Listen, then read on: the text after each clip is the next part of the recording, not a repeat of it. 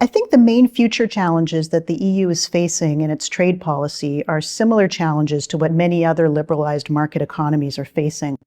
Since the global financial crisis that began at the end of 2007, there's been a slow but gradual anti-globalization movement, which is highly critical of an overemphasis of the growth and interdependence that's facilitated by international trade. This movement has been visible not only in the European Union and its member states, but in many places around the world. A lot of observers point to the Brexit referendum in 2016, as well as the US presidential election of Donald Trump. Both of these events contained elements that were critical of too much of a reliance on international trade and interdependence. The Trump administration in particular was emphatic about renegotiating trade agreements between the US and some of its partners and of making trade work for the United States.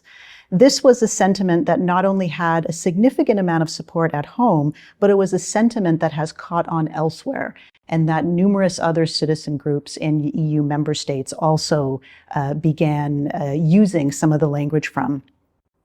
Whether entirely accurate or not, there's been a growing perception that prioritizing international trade does not satisfactorily attend to inequalities amongst growth and employment conditions amongst members of society.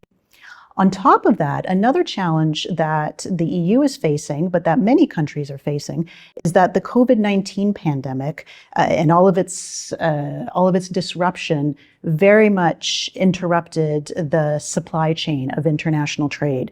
And this really brought into the public consciousness, not just importers and exporters, how reliant many countries are on the goods and services that move with international trade. For the EU in particular, a central challenge is how to negotiate this new political trend that is pushing back against globalization when the EU in and of itself is very much an open, liberalized market economy that has fundamentally removed barriers to goods and services amongst its member states. A really specific issue with the EU going forward with regards to international trade is how it's going to continue to procure trade in energy products going forward, given the current war in Ukraine.